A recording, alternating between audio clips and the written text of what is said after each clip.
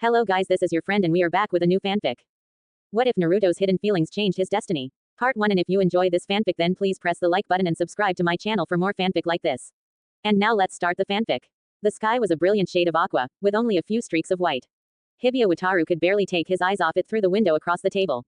The usually noisy canteen was thrillingly quiet. His baseball team members sat tensely as they toyed with their food. I can't believe it, he mumbled for what was probably the millionth time since he'd woken up bright-eyed, his heart hammering. They'd come all this way to the finals, and now they were just one match away from being known nationwide as the best high school baseball team in Japan. And I'm only a second year, Hibiya thought to himself, still disbelieving of the incredible situation he was in. But yes, Hibiya supposed, they'd practiced an insane amount, so much he'd seen baseballs in his sleep and his hands were heavily calloused from the number of baseballs he'd been throwing. Every member's gloves were worn from practice, no longer the glossy leather that had Hibiya's heart skipping beats the first time he'd come to high school. But somehow, seeing the baseball glove at his side covered with grazes and rubbed worn gave the second year a soaring sense of satisfaction. He'd never been so excited, he could hardly sit still. But the third years were far more grave, as it was their last chance at winning the nationals, and their faces were like stone. Hibiya didn't think it'd be wildly appropriate for him to start his usual excited prattle, but he couldn't stop twitching in his seat and gazing out at the blue sky. Why does it feel like a funeral in here? Everybody, eat something. He didn't have to look to know it'd be his senpai, the baseball team manager. Her hands on her hips, her short hair framing her face endearingly today, she peered down at them all with narrowed eyes. If you guys don't eat something, you're not going to have any energy to play today, she chided, and as she continued to encourage everyone to eat, some of the senior members finally lifted their spoons and chopsticks and began to attempt eating. Hibiya felt a warm wave of gratitude sweep through him. It was really mostly the efforts of their manager that the team had practiced so hard. So matter what, they could always count on the strong-willed and cheerful girl to be there at every practice, scrubbing hard at their uniforms and polishing their gloves and always, relentlessly, cheering them on. As the coach and captain pep talked, she was always there to hand them a cold towel and a bottle of ice water, and at the end of every game, they'd won all of them, she was always there to congratulate them from her heart. Perhaps she lacked the feminine touch and softness that the basketball team manager, Kono Senpai, had. But baseball team manager was always genuinely bright, and though she wasn't nearly as girly as Kono Senpai, she was sweet in her own way, looking out for the underclassmen. Hibiya knew that every member adored the manager, but he wasn't sure how many of them felt exactly the way he did when he thought about her. He was the only one who regularly met with her outside of the baseball club activities as well. They shopped together, had talks together over tea, went out and had ice cream, and so on and so forth. Ever since he'd glimpsed more than her friendly face at the baseball club, he wanted to see her all the time. At first, he had approached her because of his obsession with Hazuki Senpai. But now, she suddenly grasped at one of his wrists, startling him out of his thoughts as he let out a yelp, his cheeks coloring. She pressed a bottle of cold orange juice into his hand. Hibiya-kun, she said, looking straight into his eyes. God, she had such clear eyes. How are you feeling? Fantastic, he blurted out, his eyes shining, but then his heart felt fit to burst, so he admitted, shrinking back a little, and really nervous, Senpai. I'm nervous too, she admitted quietly, and she brushed her fingertips lightly against his hair, distracting him just slightly as she continued, but I've been watching all this time, and I know how hard you've worked for this. Give it your all, Hibiya-kun. Her eyes were burning into his so intensely, for a moment he couldn't speak. Why yes, Senpai, he exclaimed, flushing crimson as she smiled prettily at him. Then she bustled off to give drinks to the other members of the team. Hibiya couldn't help noticing that she'd gotten only him his favorite orange juice, and everyone else she gave apple tea or milk. Smiling confidently, Hibiya picked his baseball cap up from his side and fitted onto his head securely. The blue sky had never looked more promising. Yosha, he said happily, let's do it. Oh God, the atmosphere was swelling in anticipation and tension, pressing in on all sides. The sky, so innocent and promising through the canteen window, now felt like a huge, unfathomable expanse without its frame. Hibiya felt his legs shaking even as he sat on the bench. His seniors were all sitting like stiff pokers, their mouths tightly shut as though they were afraid of being sick. The crowds were murmuring, cheering and calling out, but Hibiya heard them as one loud drone of voices. Still, none of the noises the watching crowd was making could drown out the sound of his own heart. When the next pitcher was out, he was next. Hibiya Wataru, second year, would be next on the mound. He could still remember telling Senpai about his dream to stand there one day. Now, that moment was about to come true. And what was even more mind-boggling was that he was going to pitch last at a score that was at a standstill. Their winning would depend entirely on him, and the terrifying pressure tingled right through to his fingertips and toes. He was so caught up in his own nervousness and mantra to keep calm that he didn't hear the coach at first. Then a sharp clap to his back brought him plunging back to earth as the coach yelled, Hibiya, you're up next. Why yes, Hibiya gasped, standing up so quickly he nearly dropped his glove. Trying desperately to compose himself, he stepped out from the shadows of the benches and onto the pitch. Oh God, oh God. The sun poured down on him, hot and glaring, and he got a good look from under his cap just how many people were seated around the stadium. His madly thudding heart could no longer be heard, though he could feel it painfully. The crowd's cheers and exclamations were now surrounding him, enveloping him. He willed himself not to tremble as he walked towards the mound, sweat trickling down the back of his neck, his hands aching from tension. Here, said someone. Hibiya had no idea who, as he was so wrapped up in his thoughts, and a baseball was pushed into his sweaty palm.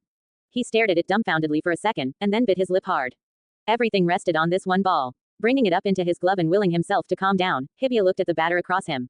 The batter, a burly, confident-looking senior, looked at Hibiya and actually smirked at him.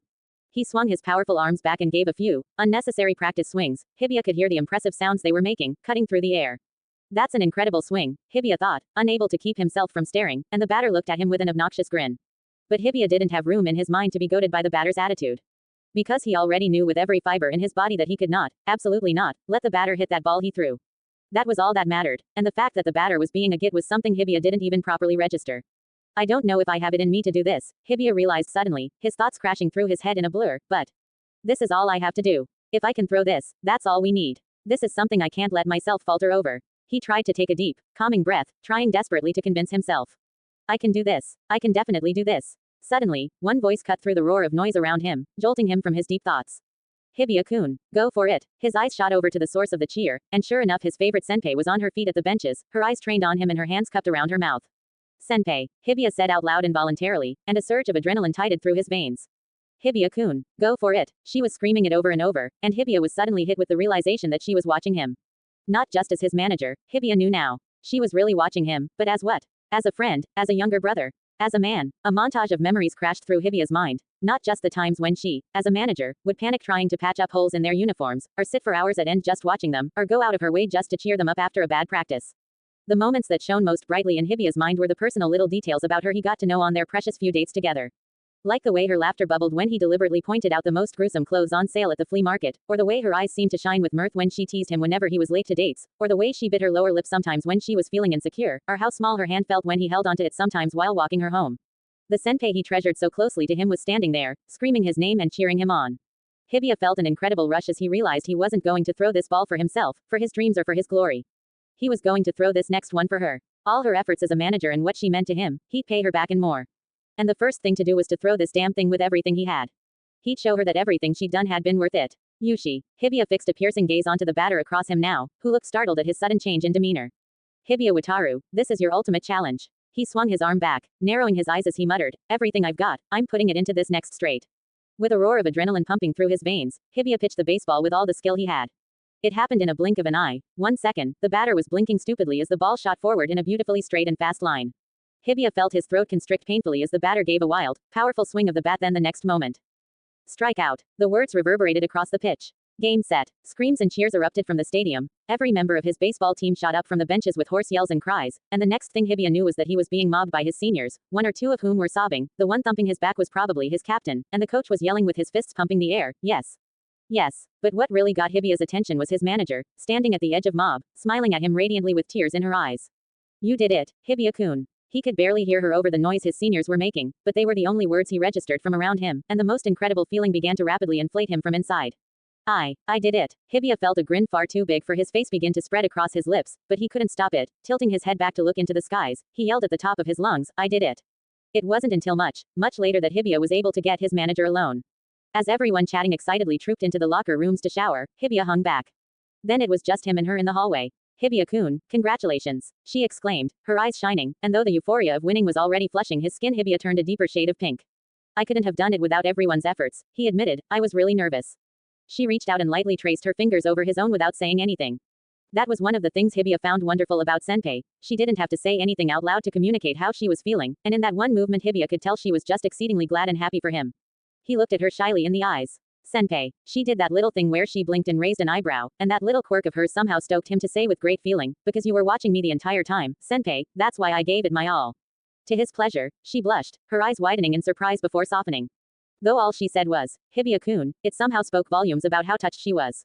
He wanted to say so much to her, but there was too much to say, and he knew that this was hardly the time to say it. He needed a shower desperately and the team was going out tonight in celebration, so he'd never get a chance to talk to her properly like this until much later. Instead, he smiled at her sincerely to thank her for the one thing he felt was owed to her especially. The Habataki High School Baseball Club is now the best in Japan. Thank you so much for all your hard work. She blinked a couple of times, and then smiled so warmly at him he had to suppress the urge to hug her. In fact, though she seemed about to say something, he was quite seriously considering just glomping her. But they were interrupted by a holler. Hey, where's our winning pitcher? The team captain came tearing out of the locker room half-dressed, and seeing Hibiya he grabbed him and proceeded to drag him into the locker room, yelling, I've got him, the little rascal. See you later, senpai. Hibiya managed to call out, and she gave a little wave, a smile and a nod. Just before the door swung shut, he caught a glimpse of her clear eyes once more, gazing at him with indescribable pride. And who gave him alcohol? I demanded, scowling at the seniors, but they all whistled and pretended not to hear me. Shenpai, Hibia-kun slurred, his eyes slightly glazed as he held up his glass. Cheers. Snatching the glass from his fingers, I slammed it down on the table and held up my hand for a waiter. A glass of ice water, please. I yelled, trying to be heard over the racket the baseball team was making. Stop being such a killjoy, teased the rosy-cheeked and bright-eyed coach from across the table, and I sighed. I'm not trying to be, I huffed, but you know as well I do that Hibia-kun is close to being completely smashed. Newt, Hibia-kun said defiantly, swaying slightly as he said it. Suddenly, he grabbed my shoulders and looked me very closely in the face. I hoped no one could see my sudden flush. Why was I flushing? It's only Hibia-kun, I told myself. To my horror, his blue eyes were suddenly teary, his cheeks red as he bit his lip. Shenpai, he mumbled, do you think, I'm too young? Do you? Too young for what? I asked, flustered by the close proximity though I didn't know why, and I pushed my hands against his arms. He suddenly lost strength and fell limp, his head lolling against my shoulder, his mouth mumbling something drunkenly before falling silent. Hibia-kun, get up. I yelped, shaking him, but he didn't stir. I pushed against him, and thankfully his breath left the sensitive skin at my neck and he instead collapsed onto my lap. Oops, said the coach as the others roared with laughter, guess you were right. Well, doesn't take much to floor our winning pitcher, eh? I glared at him, and he hastily went back to his yakitori. The ice water came, and I drank it instead, attributing my previous blushing to the euphoria of finally winning. Not Hibia-kun, I told myself firmly, he has nothing to do with me blushing. He's like a little brother, it'd be like Tsukushi making me blush. Thinking of it like that made me shake my head in disgust, but another, annoying little voice at the back of my head reminded me that Hibia-kun was not like Tsukushi at all in my line of sight. We were only a year apart, after all. All the times he complimented my clothes, promised to take care of the Valentine's chocolates I gave him, held my hand all the way home, could I really say he was only my little brother? And, had I imagined it? The words he had mumbled right below my ear, when I had asked, too young for what? I laughed a little nervously to myself as I glanced down at his sleeping face, like a child's in many respects, sleeping so deeply in my lap. For you, that was what I thought I heard. But that couldn't be right. Single quote. Because you were watching me the entire time, senpai. That's why I gave it my all. No, I exclaimed, feeling my cheeks flame. He didn't mean it that way, I'm sure of it. I have to stop thinking about this. What? Said several members next to me, but I ignored them. Instead, I grabbed a glass of beer and downed it in one go. The team members cheered, surprised and delighted. Shenpai, Hibia-kun mumbled against my thigh, sending unwarranted goosebumps down my legs. Another one, I yelled. I'm such an idiot. Kazuma could not stop berating himself as he ran down the stairs, not even pausing to apologize when he nearly ran a few girls over. Not that they minded, they winked and tossed their blonde hair at him, and he ran flat out on the landing, calling out her name. Damn it, he cursed quite colorfully in Japanese as he slammed a fist against the wall after 20 minutes of fruitless searching. Where the hell was she? It's because you were late, a little voice said in his head, and Kazuma scrunched his hair up in his fists as he let out a low hiss. They were living in the same campus, just one floor apart from each other, but they might as well be living in different buildings in Kazuma's opinion. It was for him that she had left her life in Japan and come with him to America. Life was a lot more hectic in America than they'd even imagined, and the whirl of applications they had gone through was more frenzied than they'd initially thought. Then when they both were accepted to the same college's transfers, the future Kazuma had promised her became solid, and now it was real. Kazuma had been dead set from the start that they moved together all the time. They took the same courses in the same college as transfer students, and were always paired or in the same group for all tutorials and group projects. She was always watching him during his practices, and she usually waited out on the bleachers while he showered quickly and rejoined her for dinner or a midnight snack. Whenever they went out, whether it was a trip to the supermarket or the library, Kazuma made sure he was at the end of her floor waiting for her before she even left her dormitory room. He had seen and heard a lot of things, and though his English was quite crap, it was still good enough to understand that a lot of the people here looked down upon Asian people in general. But the worst thing was hearing the boys from the room next to his, talking about how they liked boning, Oriental chicks in particular. It hadn't taken Kazuma long to figure out what they meant, and worse, who they might be thinking about. She was supposed to be with him now. He'd never been late to any of his dates with her since they'd arrived at America, not once, and for the first time Kazuma was experiencing extreme fear and worry at her behalf. They were supposed to meet outside the sports hall, but he'd been late because he had been pulled back in his dorm by a couple of morons trying to convince him to come out for a drink. If he'd actually practiced his conversational English like she had constantly reminded him to do, then he might have gotten away faster. Resultantly, he'd wasted 15 minutes trying to explain why he couldn't go without offending them. Stop worrying, he tried to tell himself. She can take care of herself. Her English is better than mine. Though that wasn't saying much, really. How would she react if those revolting prats from next door tried to hit on her? Would she understand? Even when that gross Japanese dude hit on her, Kazuma remembered how she had drawn her arms up before her. Her eyes clouded as she bit her lip and backed away. Kazuma had stepped in and told the idiot to get lost in the most menacing tone he could muster. And now he remembered, as he had stepped in front of her protectively, how her small hand had slipped over the crook of his arm, and how immensely relieved and glad she had been to see him. How happy she'd been to see him protect her. He had to find her. If she wasn't in front of the sports hall or her dorm or around the lecture halls, then she might be near the coffee shop. It was worth a shot. Kazuma sprinted over there as fast as he could, unable to pretend to himself any longer how much he needed her next to him in his line of sight. He was panting by the time he reached the Starbucks, and she wasn't there as far as he could tell. Muttering furiously to himself, Kazuma started back to the sports hall, knowing that there was a slim chance she might be there now. Still breathing hard, Kazuma arrived at the main entrance to the sports hall, and then stopped short. There she was, standing there with her shy smile on her lips, her short hair currently pulled back from her face with the little pink flower hairpins Kazuma liked so much in her hands currently cradling a paper bag. For a moment, Kazuma just stared at her. She caught notice of him, and smiled at him happily. Kazu-kun, she called, walking over to him, where were you? Kazuma's inner impulse was to grab her and hold her to him tightly, so relieved he was to find her safe and sound, but with the number of students walking around them he felt strongly against this course of action. Instead he yelled at her. I want to ask you the same thing. She blinked at him. I was waiting for you but you didn't turn up for so long. Why didn't you wait a little longer? He realized people were staring at the Japanese couple arguing loudly, and he tried to keep his voice more even as he continued through his teeth. Do you have any idea how worried I was about you? She stared at him. Worried. He could feel a hot flush fill his cheeks as he snapped. Yes. I was worried. Okay. I'm sorry I was late. He looked away from her eyes, deflated slightly as he remembered that this was all his fault in the first place and he had no right to yell at her like this. It's just, I need you to be with me. If you're not where I think you are then I think I go nuts. God, this was embarrassing. He looked at her nervously, and to his surprise she was blushing just as much. I'm sorry, Kazu-kun, she said softly, and she looked embarrassedly back at him. I didn't mean to worry you. Since you were running late, I just went and grabbed a couple of drinks for you, so you could have it after practice. She showed him the contents of the paper bag in her arms with a light rustle, 2 bottles of Gatorade. She smiled at him apologetically. If I'd known you'd run around looking for me, I would have never gone wandering off. I'm sorry. God, she was being so sweet and sincere. He held her other hand in one of his own, and she flushed with pleasure, clearly aware of the fact that this was something he did not normally do with this many students milling around them.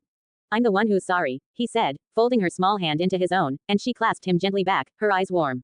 A wolf whistle sounded behind Kazuma, startling them, and he whipped around to see his next-door neighbors smirking at them. At first, they spoke rapid English with a leer, but when they saw how confused the couple was, the tallest and sleaziest-looking one of them spoke very slowly. Is she your girlfriend? This, Kazuma could understand. He could feel a blush fighting to rise up his cheeks, but keeping her hand in his and standing before her to shield her from their eyes, Kazuma nodded curtly.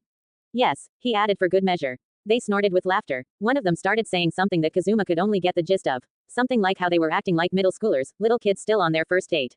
White-hot anger shot through him, as if it were any of their business how intimate he was with his girlfriend. The sleazy-looking one stepped right up close to them, and Kazuma instinctively stepped between him and her. This earned him whistles and derisive laughs from the crowd starting to form around them, but he didn't care. The last thing he wanted was for this guy to hurt his girl. You followed touchy Jap guy here all the way to America, huh? Poor thing. Kazuma bristled, but did not move. He knew she would hate it if he tried to do anything, like that time next to the DDR machine. He wasn't sure what touchy meant, but he was pretty sure it meant something bad. He tried to keep his temper, however. The sleazy guy was still intent on speaking. Perhaps he was enjoying pushing Kazuma's buttons. You must feel like you're dating a little boy, the guy said with a nasty smile, but if you ever want to know what a relationship at your age should really be like, let me know. I would love to show an innocent Japanese girl like you around. Kazuma was trying so hard not to lose it, but when the sleazy ass made an obscene gesture with his fingers and tongue that unfortunately Kazuma understood quite well, he could not stop himself. He shoved the guy hard in the ribcage, narrowing his eyes as he snarled in Japanese, "Stay away from her, you asshole."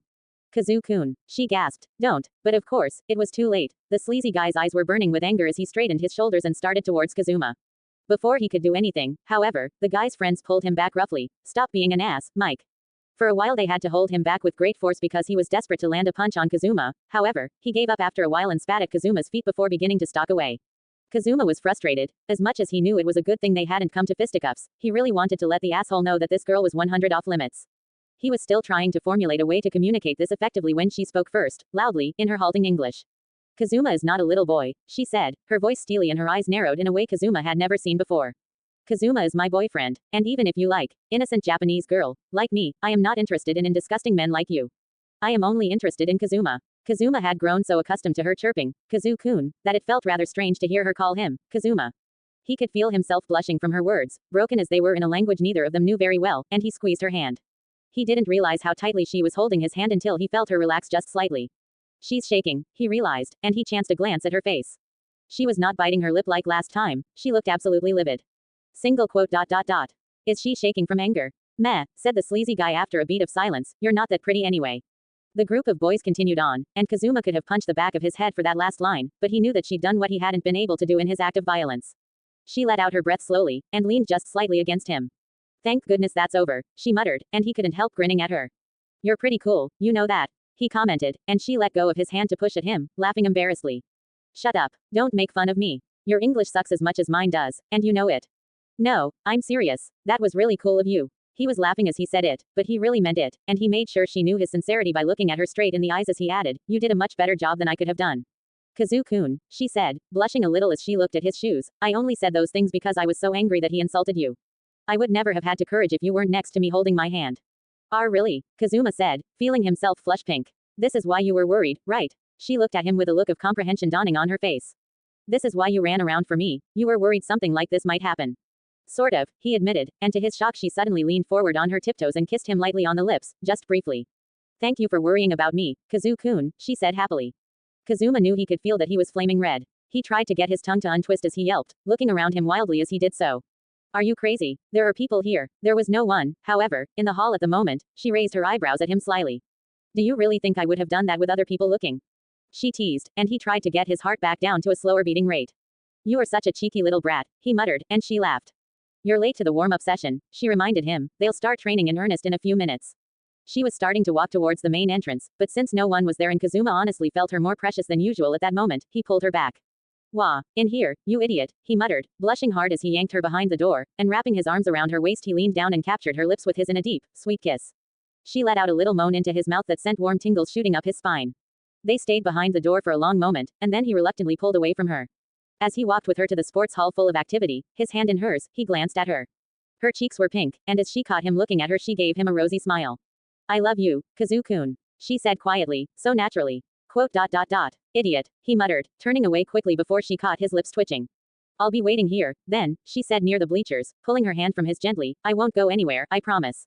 This time, he didn't stop or hide his warm smile from her. Oh Sue, she always knew exactly what to say. And as I watched the basketball team do passing drills, my eyes were on Kazu-kun. He was slick with sweat, his eyes blazing, and I couldn't help smiling. He was just so passionate about basketball, it always made me happy to see him play. I'd brought out some assignments to do as I waited, but they were still sitting in my bag, untouched. Watching your boyfriend again, I turned to see my roommate, Jessica, making her way towards my spot in the bleachers. I nodded, smiling at her as she plopped down and sighed. I'm here to watch Conrad, too. Oh, Conrad thinks Kazuma's very cool, by the way, she said easily, and I beamed at her. Thank you. She looked rather amused as how pleased I was. You know, I've been meaning to ask you, Jessica said, her blue eyes curious. I mean, Conrad told me that Kazuma says he brought you here. And from what I see, Kazuma is very overprotective of ya. Overprotective, I repeated, stumbling slightly over the word. I didn't understand, and Jessica tapped her chin as she tried to think of an easier synonym. I have to study English a lot more, I reprimanded myself, especially since Kazu-kun seems to have developed a mental block to it. Yano, he's always with ya, all the time. If Conrad tagged along with me all the time, it'd drive me crazy. I just was curious, are you really okay with him following ya all the time? She had a point. Kazu-kun was really always with me, waiting for me outside my dorm room or lecture hall and walking me everywhere. But he had been adamant about us being together as much as possible, and personally, I didn't have too much of a problem with that. He had promised me, that time in the chapel, that he was always going to watch out for me and be with me. Besides, when I wasn't with him, just an hour ago he had proven to me how seriously worried he became, running all around the school trying to find me. The memory made me blush again. I am okay, I said, hoping I was phrasing myself appropriately. Kazuma takes good care of me. I want to be with him all the time. Jessica mused, raising her brows at me. I wonder if it's an Asian thing. Well, it sounds damn romantic to me, so far. Keep it up. Before I could reply, I realized with a jolt that Kazu-kun and Conrad were making their way towards us. Apparently they were taking a short break to have a drink. Hey Kazuma, Jessica greeted cheerfully, and he shrugged and said a gruff, hi, in return before smiling at me. Jessica didn't seem to mind. She was busy greeting her own boyfriend, Conrad, with a brief kiss. I tried not to pay any attention to them, but they had reminded me of the sweet kiss Kazu-kun had surprised me with just before practice had started. I could use that right about now, Kazu-kun said, pointing at the Gatorade bottle, and I handed it to him, smiling slightly. Thanks. I continued to watch him as he gulped down the drink, and wary of my eyes on him he swallowed and demanded, what is it? Something on my face. I'm just looking, I said innocently, and he cocked a brow at me, blushing slightly at my gaze. Whatever, idiot, he muttered, thrusting the bottle back into my hands, and he ran off back to the court. I understood that, Jessica said cheerfully. He called you, baka. Here she frowned slightly. Why did he call you that? He just is, I said, laughing a little, and as I watched Kazu-kun back on the court, I remembered the way his eyes had looked into mine before he'd kissed me. I looked at his eyes as he ran back to the back of the line after performing a beautiful layup, and I couldn't stop smiling. It warmed me to my toes to know he was just as passionate about me. This wasn't like him at all. He had been looking down at the same page for nearly 5 minutes, and though the writing on it was pretty incomprehensible, it was Suzuka Kazuma's work. Himuro had never been so distracted before that he wasn't taking any of it in. It had something to do with her. He couldn't seem to get the past hour out of his head. He could feel even now the unfamiliar wave of prickles that had stung him when he had heard voices carrying her name in the hallway, saying how she tripped in a terrible way, her leg looking something awful. Without him even realizing it, he'd been walking briskly, jogging almost, towards the medical room. He could still see her sitting on the edge of the flimsy bed when he closed his eyes, her fingers clutching at the thin blankets, her lower lip slightly tucked under her upper teeth. The bloody mess at her leg had nearly made him flinch. Himuro Reiichi, who could watch Japan's scariest ghost and slasher movies without blinking, nearly flinch at the sight of a cut leg. That in itself was strange enough. Himuro pondered this for a moment. She was a student of his, and he cared about all his students and their grades. He wanted the best for all of them, truly. But had there ever been a student who had caused him to feel like this, oddly before? He couldn't recall worrying so much about anyone in such a way. Then again, she was a little different, for lack of a better word. She could act mature beyond her years at times, and he felt something deep in him stir as he remembered. In his mind's eye, he recalled how soft her eyes had seemed when he had been bandaging her leg, and how gentle and cautious her fingers had been when they'd brushed against his hands while doing so. But what was it about that moment in the medical room that stuck in his mind so much? Discover more. Comic book subscriptions, creative writing workshops, digital comics, gaming accessories, fiction book recommendations, online writing courses. Himuro frowned at the paper he was supposed to be marking. Suzuka's writing isn't Japanese, he thought sternly, it's a headache inducer. I refuse to mark such slovenly written work. Practice handwriting every day after school this week with me for an hour. Himuro wrote this on a post-it note, and stuck it to Suzuka's paper. There was a pause as Himuro studied the effect. Then he took it off. It's unprofessional of me, Himuro thought, to punish him in this state of mind. I am, after all, rather distracted with my musings about her. Suzuka-kun. Himuro blinked, and automatically turned his head in response to hearing her voice. She was standing there, half limping, right outside the staff room. Himuro could see her through the sliding windows. The way the sunlight caught her hair made the soft brown look surrounded by a halo. What is it? Suzuka walked up to her from the opposite end of the hallway, his eyebrows arched. Then he looked concerned. Hey, what happened to your leg? Oh, it's not that bad. I just tripped. She gave a rueful laugh. I'm sorry to call you back. If you're busy it's no problem, but with this leg I can't reach my sports bag. I left it on top of the shoe lockers, and I usually jump for it, but... Oh, no problem, Suzuka said, shrugging, I'll help you with that. Thanks so much, she said, her voice heavy with relief, her smile bright, and together the two began walking down the hallway and out of Himuro's sight. Here, take my arm, Suzuka's voice could be heard, slightly gruff, I can't just watch you limp all the way. Oh, Himuro could hear her voice, slightly hesitant, a little shy.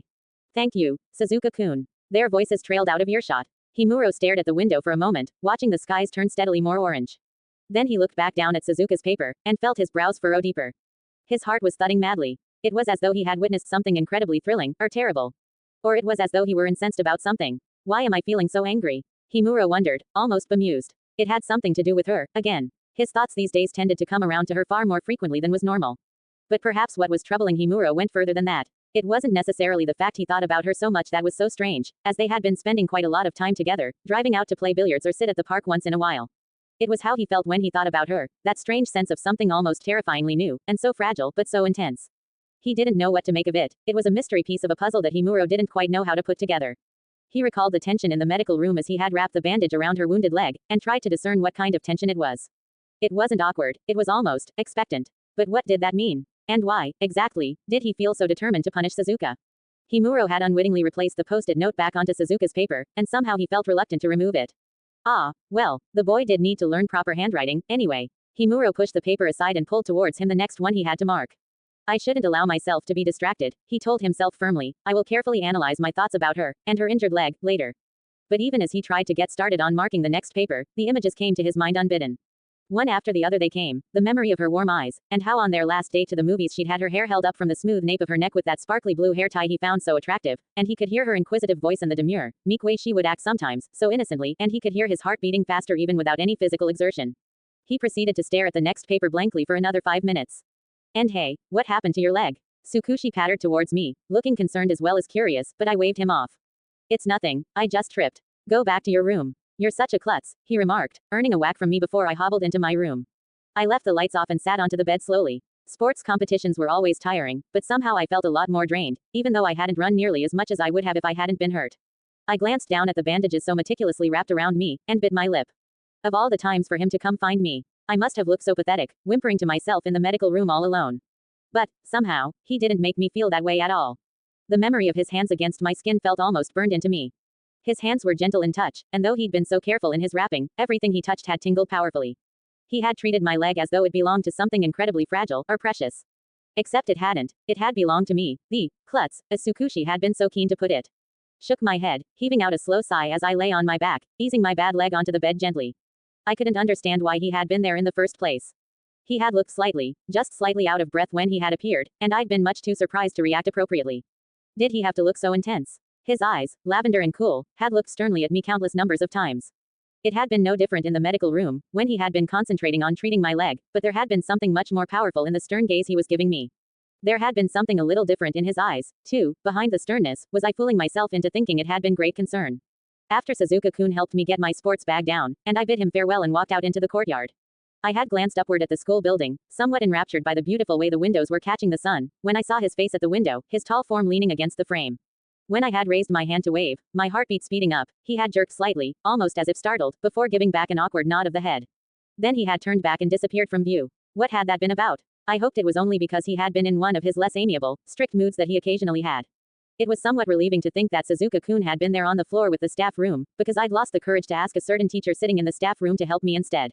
He would have said he was too busy, I told myself, and besides, you shouldn't bother him about those things, he's a teacher, for goodness sake. Yes, he is your teacher, another voice in my head said insistently, but when you think back to all the times he was teaching you, instructing the class, or praising your academic prowess, didn't you wonder what it would be like to break past that cool, collected exterior? Didn't you want to know what it would be like if he would let you see another part of him? Didn't you feel a deep thrill inside when he came to you in the medical room, as though beckoned by your thoughts? Was the way he was looking at you in the medical room the way a teacher looks at a student? Was it? Pressing my palms to my cheeks, I tried to cool my face down, but it was to no avail. I turned around and pressed my face deeply into my pillow, sighing quietly. I would never know the answer to that last question. Madoka had always had a brilliant sensory system. It went without saying that he had an excellent eye for aesthetics, but he could also distinguish between light and dark moods just from hearing the way something was said more so than what was said. His cooking was always impeccable thanks to his keen detection skills for even the slightest difference in the amount of salt or garlic. But above all, Madoka had a fantastic sense of touch. When it came to girls, this was a prized ability of his. As he treated girls with reverence, he never made it past a tight embrace and a hot kiss or three, but he was sensitive enough for even the little things to matter. A swift rise in temperature, a quickening of pulse, a soft sheen of sweat. For Madoka, every little thing tingled at his nerve ends with extraordinary amounts of clarity. He reveled in it, and loved how it could make him feel. And yet, for the first time in his life, he cursed his sensory system and wished it were 10 times duller. Merry Christmas, Madoka-kun. She had the most angelic smile on her face and seemed completely unaware of how crazy her elbow was making him feel. Just because it was brushing against his knee every couple of seconds while she was cutting the cake. It didn't even matter that his legs were in pain thanks to his little bike accident, because it was her elbow. Her elbow. Madoka didn't know how it was possible to get flustered over that body part. Certainly it wouldn't be the one he'd pick if he could choose, but there it was. To be fair, she was still dressed in her party dress, a beautiful ivory silk cheongsam, so it was bare skin that was lightly grazing against his sadly clothed knee. But even so, this was ridiculous. What was making him feel worse was his insane desire to run away from the room. Girls didn't make him feel that way, normally. Flirting was plain fun, an addiction Madoka had indulged in with an eagerness 3-year-olds had for chocolate mochi. She glanced back at him for just a moment, as though to check on him, and Madoka reflexively shot a practiced smile at her. She smiled back prettily, in a way that proved her party ensemble made a huge difference. Her face was framed with gentle curls and sparkling gold and sapphire pierces, and her lips were a blushing, glossy pink. When she went back to the cake, Madoka realized he was holding his breath. Of all the girls Madoka had flirted with, gone on dates with, kissed even, he had never felt so self-conscious. Ever. But then again, no girl had ever worried about him so much that she would skip out on her last Christmas party with all her high school classmates. No girl he knew cared so much that he was alone to the point she'd come find him to share their own little Christmas celebration. It was frankly unfair to Madoka, in his humble opinion, that she could do something so incredible for him, and he could only sit there and smile at her. Suddenly, he could feel her palm warmly against his fingers as she used her other hand to hand him a plate with a slice of cake. The gesture was wonderfully intimate, and he felt a flush of pleasure heat his cheeks. Instinctively, he curled his fingers around her own possessively. Then he realized she was actually pressing a fork into his hand. She rolled her eyes and gave him a playful grin as she swatted at his fingers. Blowog. Bravely, Madoka managed to give her a jovial smile back as though he was indeed teasing her, like always. She dropped the fork into his waiting fingers and took up her own plate of cake. While she wasn't looking, Madoka pressed a palm to his face and let out a groan mentally. That was the thing with this girl. She made him regret being who he was. It was usually so easy for him with the fairer sex, and with her, he thought it had been at first. His flirty antics were generally found to be a fun, shallow way to pass the time. Some had been willing to mess around a little bit physically. Other girls made it clear they were simply humoring him and drew blindingly obvious lines between them. But with her, it soon became abundantly clear to him that she was untouchable. Not because she had cottoned onto his flirtatious tendencies early on and had smartly chosen to never take him seriously. Not even because she was ridiculously hot for her age. He had never seen a girl sport so much skin with such flair and accuracy to a point that showed she wasn't shameless but confident and free. No, she was different because. Oh wow, this cake is amazing. She beamed at him, and there was a smudge of cream at the edge of her mouth. A surge of affection ran through him, and before he realized what he was doing, he had raised his fingers to wipe the cream off with his thumb. Her eyes widened a little in surprise, and he felt her cheeks grow slightly warmer. For a second or two, his fingers remained curled at her cheek, his eyes focused on her slightly parted lips. If he kissed her now, she would probably taste sweet, like cake. Madoka-kun. She didn't sound in the least bit disturbed or affected, only slightly inquisitive as she tilted her head and looked at him quizzically. Withdrawing his hand fast as lightning, Madoka said with a bright smile, "Time to dig in." He cleared his throat unnecessarily before digging into his own slice. Given his usual sensitive taste buds, it came as a bit of a shock to realize he was barely tasting any of the cake because his blood was pounding through his head and drowning out all other synapses. This was what was so frustrating. He had no idea where she was drawing lines, and yet it was so obvious she trusted him not to cross some. She constantly told him to stop messing around with his lovey-dovey jokes, but she was the one who was doing a real number to his own head. Like the boy who had cried wolf too many times, he had expressed his affections for her in far too many ways for her to take him seriously. Actually, the very fact she'd come to his home where the two of them would be alone spoke volumes about what she believed about him. Basically, everything pointed to her not believing he had romantic feelings for her, to a heartbreaking, crushing extent. If he was honest with himself, he hadn't foreseen that he'd develop such romantic feelings for her at the beginning.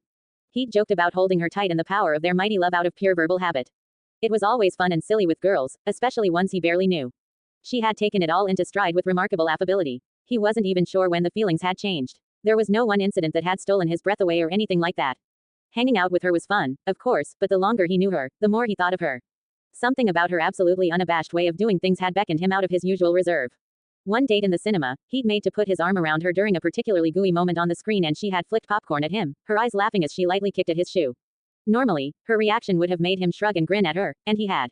But inside, he'd felt oddly stung. He'd wondered if there was anyone she'd react differently to. Then she'd come along to his place that one time he'd made curry for dinner, and the naturalness of it all had alerted him to a very unnatural fact: his house felt empty without her.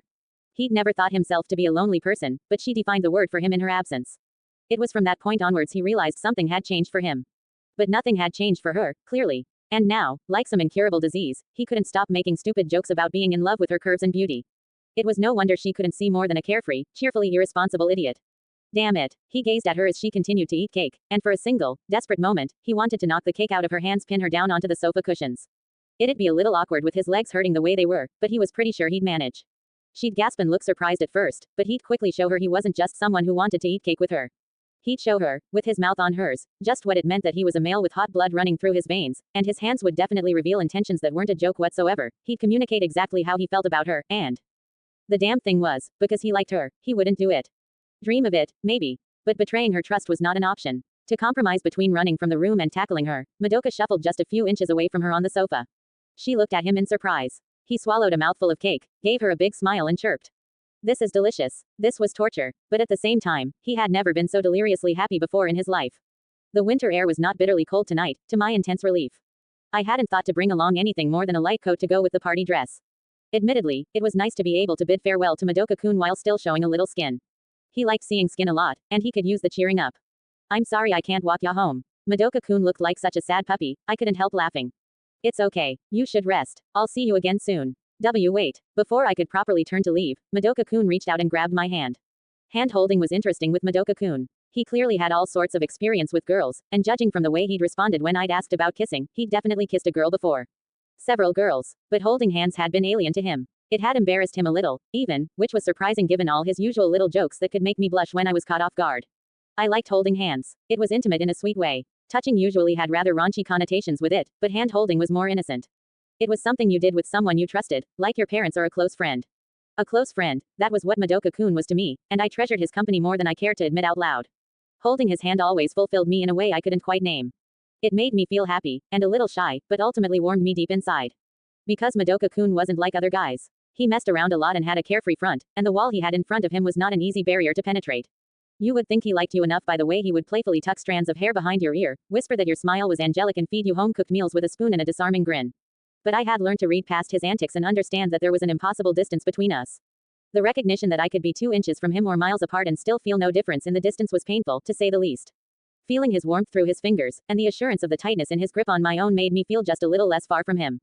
Just a little less. Which was why it shocked me when he grabbed my hand this time, because something was different. That something was white hot and shot up my arm to tingle in my chest somewhere slightly painfully. He looked me straight in the eyes, and my mind went completely blank. His mouth moved as though he were trying to say something, though I had no idea what. For the first time, I couldn't summon the strength to hold his hand back, so my fingers were limp in what was an almost uncomfortably tight grip.